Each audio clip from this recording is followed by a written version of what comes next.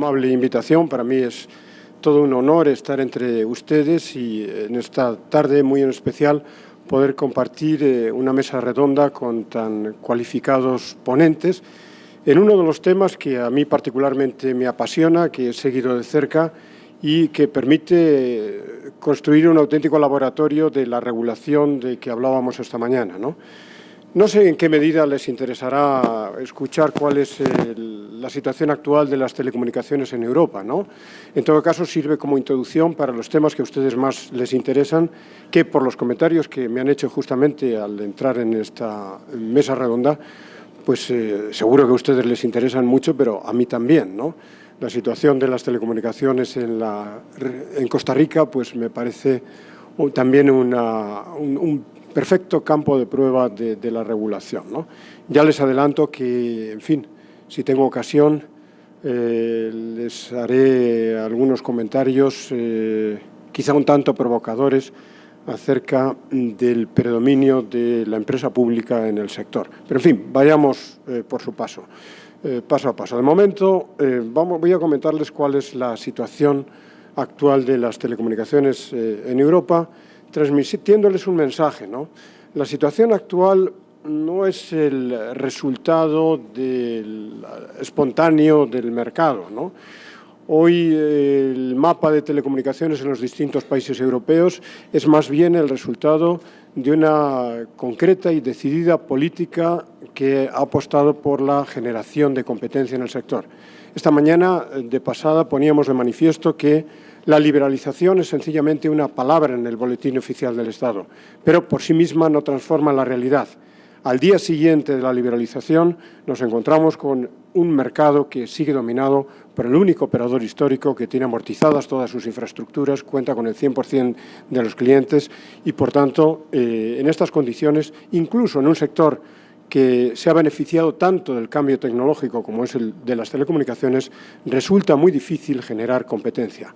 Por tanto, en Europa, cuando en los años 90 se pusieron en marcha las políticas de liberalización, se tuvo claro desde el comienzo que era necesario acompañar esas políticas de una promoción positiva de la competencia.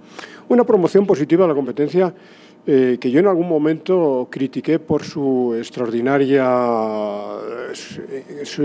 carácter incisivo, ¿no? Porque obligaba a los operadores de telecomunicaciones fijas, sobre todo al operador histórico, al operador dominante, a dar acceso a esas infraestructuras a precios regulados y además con unos sistemas, en la jerga del sector se denominaba la desagregación del bucle del abonado, que para que ustedes lo entiendan, en definitiva permite que el operador entrante con muy escasas inversiones físicamente conecte sus equipos con los equipos del operador establecido, utilice su red y a partir de ese momento tenga un pleno contacto con el cliente.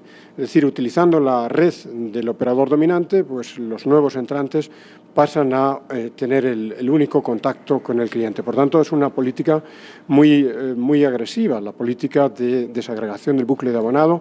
En España, creo recordar que se llegó a los 2 o 3 millones de bucles de abonado desagregados. Se trataba, por tanto, de acuerdo con una conocida hipótesis económica, la de la escalera de inversión, se trataba de ayudar a que los nuevos entrantes se hiciesen con una masa crítica que les permitiese pues, ir subiendo peldaños y terminasen finalmente con realizando sus propias inversiones, ¿no? Esto en telecomunicaciones fijas. En telecomunicaciones móviles el sector tenía unos condicionantes distintos, ¿no? Como era la escasez del espectro radioeléctrico. Enseguida se rompió el monopolio con una segunda concesión a un segundo operador. De momento no se permitían más que una competencia de 2, pero el mensaje subyacente es que con cada renovación tecnológica iría entrando un nuevo operador. La entrada del nuevo operador se facilitaba precisamente a través de un esquema de precios asimétricos.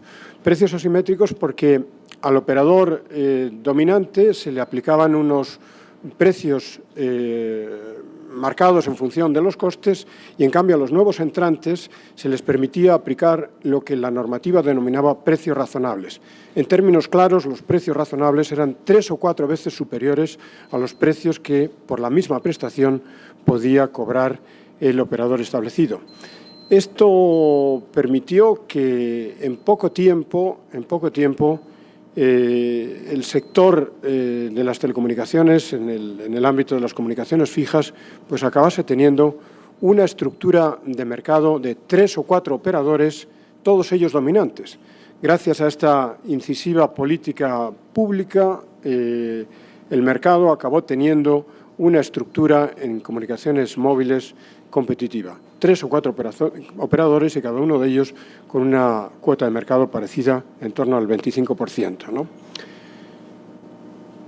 La justificación de toda esta política fue desde el primer momento discutida por los operadores, porque se buscaba una razón por la que los operadores tuvieran que abrir sus redes justamente a sus competidores y además con precios, como estamos comentando, asimétricos. No obstante, en las redes heredadas, en las redes de par de cobre, todos los reguladores utilizaron un argumento, me parece que razonable. El argumento razonable es que la posición de ventaja con que partían los operadores históricos era una posición que venía heredada de varias décadas de monopolio. Entonces, la exigencia a los operadores históricos de que ahora abriesen sus redes, las compartiesen con sus competidores, no era más que una compensación de la ventaja histórica que recibieron por el hecho de poder construir y amortizar completamente sus infraestructuras en el pasado gracias a los derechos exclusivos. Por tanto, no sin discusión, como les digo, de los operadores alternativos, este argumento fue, yo creo que, utilizado con solvencia por parte de todos los reguladores europeos. La discusión subió de tono cuando la competencia dejó ya de generarse sobre las redes heredadas, las redes que utilizaban infraestructuras que se habían generado en el monopolio. La discusión subió de tono cuando lo que se planteaba era si las nuevas inversiones de redes de nueva generación basadas en tecnología de fibra óptica y en un entorno de plena competencia, y donde los operadores con red decían nosotros estamos dispuestos a invertir, y los operadores alternativos que, olvídense, en este sector nunca hay pequeños operadores. Puede haber pequeños operadores o puede haber operadores que tengan una limitada cuota de mercado en uno de los mercados, pero si son pequeños operadores en ese mercado es porque quieren ser pequeños, porque todos ellos, en definitiva, pertenecen a grandes grupos mundiales de telecomunicaciones y donde, pues, sencillamente tienen la posición de mercado que ellos eligen, ¿no? Porque les bastaría con dedicar más recursos, invertir más para potenciarse en el mercado correspondiente. En definitiva, todos estos argumentos fueron manejados por los operadores históricos para pedir una excepción a la aplicación de la normativa europea. La normativa europea que prevé que si el mercado no se desarrolla en condiciones competitivas, entonces el regulador puede imponer obligaciones, especialmente el acceso a precios orientados a costes, justamente para favorecer a los nuevos entrantes. Como vieron inflexible la posición de las autoridades europeas, pues solicitaron su segunda mejor opción, que pasó por pedir unas llamadas vacaciones normativas. El argumento era, vamos a hacer grandes inversiones en las redes de nueva generación, lo que pedimos es que al menos durante un periodo de 3 o 4 años se nos permita explotar en exclusiva estas redes y de esta forma recuperar las inversiones. La verdad es que la Comisión Europea se mantuvo también inflexible en este punto y negó la posibilidad de reconocer un periodo de carencia y desde el primer momento obligó a los operadores europeos a abrir sus redes, también las de nueva generación, a la competencia. Yo esto lo critiqué por escrito en varias ocasiones. En fin, no sé si estaba yo equivocado en la crítica o sencillamente que el mercado, pues a veces y su dinamismo supera las limitaciones, ¿no?, de la propia regulación. Les digo todo esto porque la tercera idea que quiero comentarles es la que tienen en pantalla. Es que, o bien porque sencillamente el sector pues, ha experimentado una evolución pues, que no sospechábamos, Nos sospechábamos porque continuamente ponían sobre la mesa los operadores históricos no la amenaza, pero, en fin, sí la advertencia de que sus inversiones serían muy superiores en un entorno en el que no tuvieran que compartir sus redes con los operadores alternativos. Y el mantenimiento de esas obligaciones que a toda costa querían introducir competencia, pues hacía presagiar menores inversiones. Lo cierto es que no han sido menores las inversiones, ya sea porque la regulación no era tan mala o ya sea sencillamente por el extraordinario dinamismo del sector que ha hecho a los operadores caer en la cuenta de que la única posibilidad de mantenerse a medio o largo plazo en el sector es sencillamente contar con una red propia. De manera que, de alguna forma, la regulación ha dado sus frutos. La regulación ha dado sus frutos porque en la última medida que impone el regulador español con la autorización de Bruselas, pues lo cierto es que avanza en la desregulación del mercado y avanza con razón en la desregulación del mercado. En fin, yo en algún momento publiqué algún artículo en prensa, también en un tono un tanto crítico con la postura inicial del regulador que no partía de esas 66 ciudades que han sido desreguladas, sino que partía de un proyecto de 14 o 15 ciudades, ¿no? A mí me parecía que desregular solo 14 o 15 ciudades pues, era una medida muy insuficiente y entre todos, por el camino, convencimos al regulador de que en la existencia de 3 redes fijas en competencia, porque ese fue el criterio, ¿no? 3 redes fijas en competencia en una ciudad era un síntoma suficiente de que el sector sencillamente se desenvolvía en condiciones competitivas y, por tanto, ya no era necesario la imposición del deber de acceso a precios orientados a costes. Y esto es el resultado de la última medida de enero de este año, ¿no? En las 66 principales ciudades españolas que comprenden el 35% de la población, se ha desregulado el acceso a las redes fijas. Se ha desregulado el acceso a las redes fijas porque esas 66 ciudades tienen 3 o más redes en competencia. Y allí donde hay 3 o más redes en competencia se entiende que el mercado ya no se desenvuelve en condiciones de restricción de la competencia y, por tanto, se puede desregular.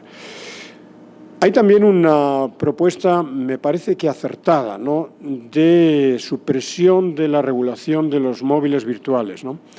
Los móviles virtuales son la típica medida de laboratorio, ¿no?, que trata de introducir competencia en un sector que tiene un fuerte condicionamiento natural, como es la escasez del espectro radioeléctrico. Aquí no hay espectro más que para 4 o 5 operadores. Entonces, desde un laboratorio de regulación, pues fácilmente podemos idear medidas que incrementen la competencia. Son los llamados móviles virtuales que, en definitiva, utilizan las redes del operador establecido para sencillamente comercializar servicios. Sé que ustedes solamente tienen 2, nosotros creo que hemos llegado a tener 30 o 40, la mayor parte de ellos ligados a grandes distribuidoras o a firmas comerciales. Tienen una cuota de mercado además superior a la suya. Me parece que la cuota de mercado de sus 2 operadores móviles virtuales pues ronda el 1 o el 2%. En nuestro caso llegaron al 10% entre todos, ¿no? Pueden decir 10% no es mucho. Pues yo les diría que tengo la impresión contraria, ¿no?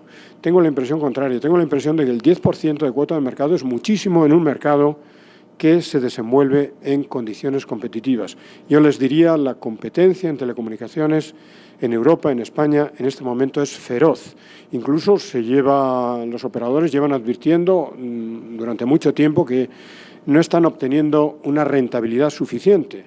Y lo hacen no tanto poniendo sobre la mesa el interés de sus accionistas, sino poniendo sobre la mesa el interés general. Dicen, si nosotros no ganamos lo suficiente, no invertiremos lo suficiente y, por tanto, se irá deteriorando la calidad de la prestación del servicio. En este sentido, pues me parece que en nuestro caso los móviles virtuales no han contribuido a dinamizar el sector y, en cambio, arañan un 10% de cuota de mercado que, en términos de rentabilidad del conjunto de los operadores del sector, en un sector que se desenvuelve en condiciones muy competitivas, es un porcentaje, como les digo, muy elevado. Yo creo que la propuesta de su desregulación es una propuesta positiva. Esta es la situación en la que estamos. Y para terminar y no cansarles con esta exposición, me voy a limitar sencillamente a comentarles muy de pasada algunas de los problemas o las cuestiones que se suscitan en la actualidad. Tenemos que resolver el grado de la tendencia a la concentración en el sector, ¿no? Después de unos primeros años en los que el reto era sencillamente multiplicar el número de operadores, era generar una estructura competitiva del mercado, la dinámica del mercado en nuestros días apunta a una creciente convergencia, a una creciente competencia, a una creciente concentración. Es poco problemática la concentración entre los operadores móviles y fijos, ¿no? De hecho, pues prácticamente todos, de una u otra forma, normalmente han acabado fusionándose, pero si no, pues a través de otro tipo de acuerdos, todos han acabado pudiendo ofrecer los dos servicios, porque hoy el cliente lo que demanda son un paquete de servicios y en ese sentido operadores que solamente sean de telecomunicaciones fijas o móviles pues no estarían en el mercado. Hemos autorizado en todos los países europeos sin problemas la concentración fijo-móvil que, como les digo, operan en mercados distintos, no plantea demasiados problemas de competencia. Los problemas más graves de competencia los tenemos en este momento en aquellos países en los que se plantea la concentración en el sector de los operadores móviles, ¿no? Porque la mayor parte de los países se ha estabilizado en 4 operadores con red, ¿no? Aparte de los virtuales, 4 operadores con red. Y en algunos países esos 4 operadores con red han manifestado una tendencia a concentrarse, de manera que quedarían 3. Hasta ahora la Comisión Europea ha negado todas las operaciones de concentración empresarial para reducir el número de operadores de 4 a 3, con una excepción reciente en el caso de Italia, pero la autorización de esa operación de concentración va condicionada a la generación de un 4º operador. No, por tanto, pues tenemos aquí un problema sobre la mesa, ¿no? Porque insistentemente las empresas parecen demostrar que, en fin, con 3 operadores el mercado no funcionaría peor que con 4, ¿no? Y de manera que ahí estamos, o están los reguladores a la búsqueda del necesario criterio, ¿no? El necesario criterio entre la preservación de la estructura de la competencia necesaria, pero también el alcanzar el grado de eficiencia que demanda el sector. Y en este punto hay que tener en cuenta una cuestión muy importante, ¿no? Cuando los reguladores se aproximan al análisis de la competencia en cada uno de los mercados, deben olvidarse del modelo de competencia ideal. Ya hemos dicho esta mañana que en todos estos sectores la introducción de competencia supone aceptar que vamos a estar ante mercados oligopólicos, lo cual no significa que los mercados no estén funcionando en el óptimo de su nivel eficiente. Un mercado oligopólico, pero realmente competitivo, puede ser justamente, como les estoy diciendo, el óptimo de la eficiencia. En ese sentido, no habría que descartar que la competencia de 3 puede ser mejor que la competencia de 4. Es algo a lo que sencillamente hay que estar abierto. Un problema que tenemos, como tienen en todo el mundo, es el tema de la creciente convergencia, ¿no? La convergencia, en este caso, en servicios, ¿no? Hay un progresivo desplazamiento de la cadena de valor, ¿no? Y tradicionalmente o históricamente los operadores de red, el sector de las telecomunicaciones, pues era el que tenía las mayores expectativas de crecimiento y el que dominaba el negocio. En los primeros momentos los operadores de móviles eran los reyes de la película porque ponían condiciones a los terminales, al tipo de servicios, en fin, todo lo que se podía desarrollar a través de las redes. Desde hace algún tiempo se está desplazando la cadena de valor de los operadores de telecomunicaciones a los operadores sencillamente que ofrecen sus servicios a través de Internet, ¿no? Lo cual plantea un serio problema de neutralidad en la regulación, ¿no? El mismo tipo de servicios tiene que estar sujeto al mismo tipo de regulación y luego también de mantenimiento de la salud económica de los operadores que establecen y gestionan las infraestructuras de las que dependen también los servicios, ¿no? También hace unos meses publicaba artículo en la prensa titulado «¿Cómo serán las telecos en el año 2020?», ¿no?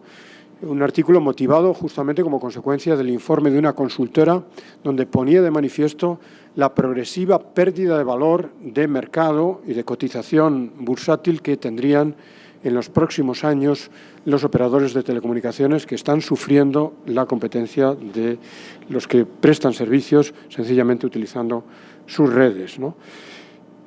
Se pueden aplicar medidas de facilitar, de favorecer las inversiones, donde pues quizá allí donde todavía estas no se hayan producido, pues la coinversión puede ser una medida necesaria. Si les interesa, yo también tengo un artículo sobre el tema analizado desde la perspectiva de la competencia, ¿no?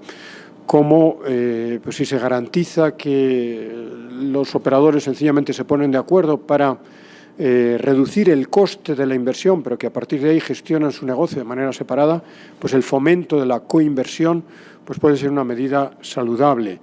La más reciente legislación española favorece la utilización de las canalizaciones de servicios públicos por parte de las empresas de telecomunicaciones, justamente para abaratar el 80% del coste de la red, que es justamente llegar el último kilómetro, ¿no? La actualización del servicio universal. Bueno, pues esta mañana comentábamos también de pasada, el servicio universal es algo que cada país debe definir en función no solo de sus criterios políticos, sino también de sus posibilidades, ¿no? Si debe abarcar uno u otro tipo de servicios. Bueno, nosotros todavía seguimos padeciendo una definición del servicio universal muy del primer momento, ¿no? Que solo garantiza un acceso a Internet a través de redes fijas, cuando hoy la realidad es distinta. Seguimos manteniendo como obligación de servicio universal pues las cabinas de teléfono, cuando hoy pues seguramente esto no tiene ningún sentido. En fin, se nos reclama por parte de los operadores también una mejor gestión del espectro radioeléctrico, sobre todo con plazos más amplios. Y también una medida evidente es la necesidad de no bajar la guardia en la protección de los consumidores, porque también la experiencia de los últimos años es que el funcionamiento competitivo del mercado no siempre satisface los intereses de los consumidores, ¿no?